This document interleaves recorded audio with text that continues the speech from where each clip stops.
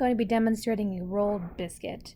I already have all my ingredients scaled here, so we'll go ahead and begin by sifting our flours. Now, this recipe uses two different kinds of flour, bread flour and pastry flour, but certainly if all you have at home, if you're making these as a pea flour, that would be fine. I'm also adding the baking powder here to my sifter, the salt, and the sugar.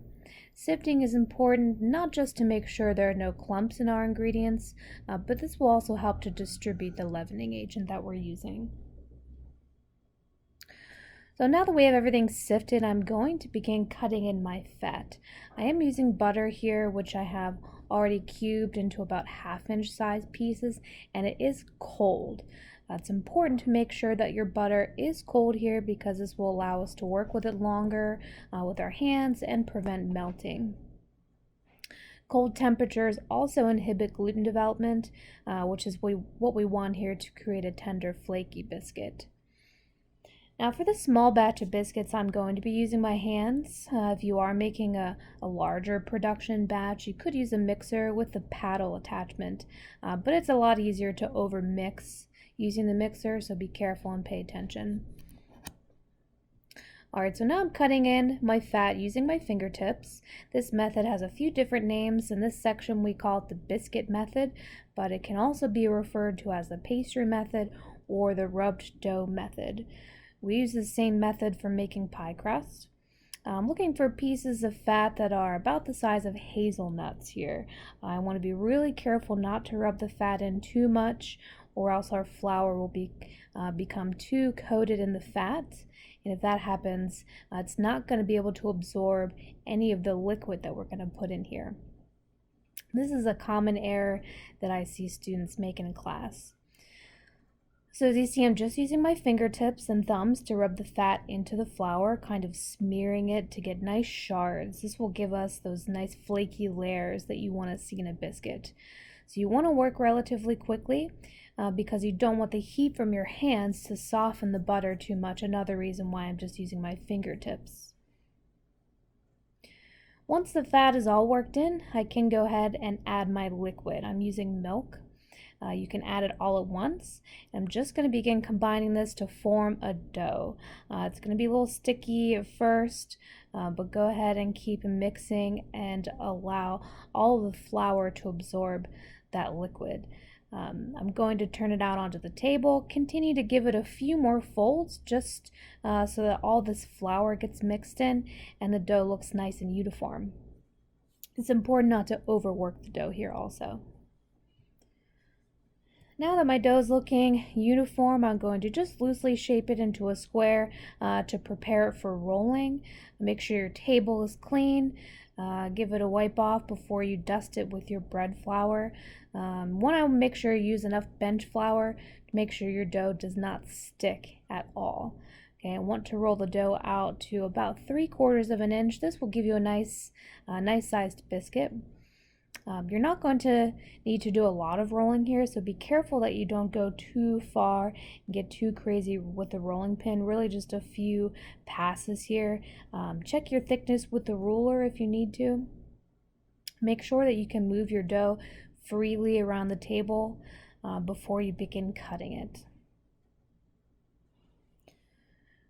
Before you begin cutting, you should have already prepared a sheet pan. I have one here with a piece of parchment paper lining it, and also make sure your oven's preheated to 400 degrees Fahrenheit is what we're baking these biscuits at today.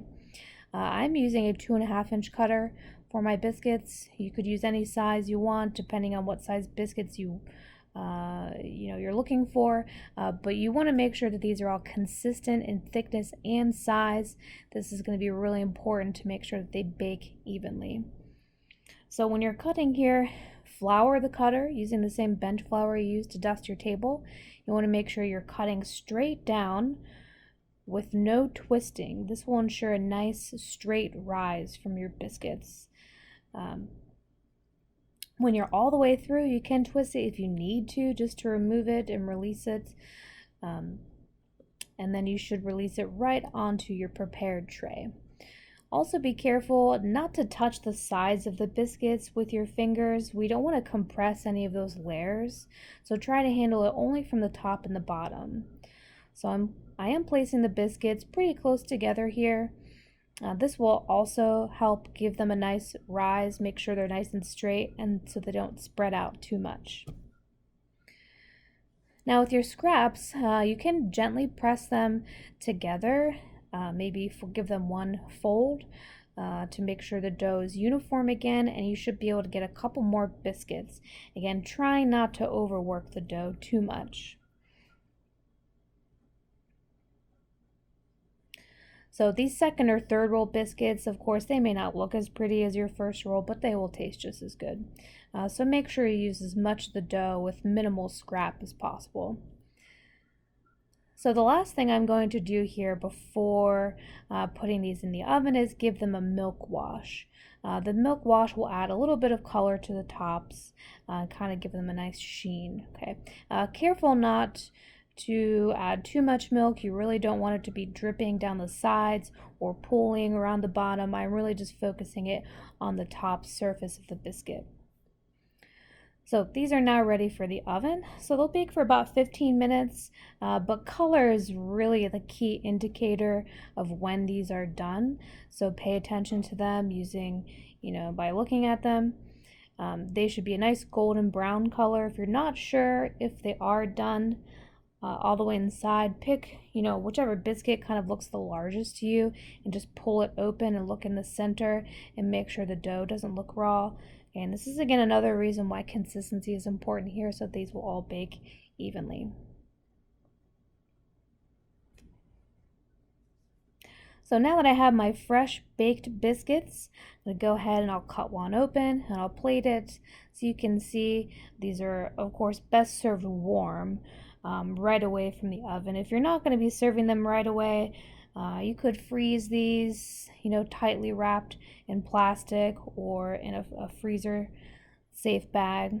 But I would recommend reheating them, either pop them in the oven for a couple minutes or in the microwave if that's all you have, and do serve them warm. So I'm going to enjoy these with some butter and some homemade blueberry jam, but these would also be great for, a breakfast sandwich or maybe top with some sausage gravy.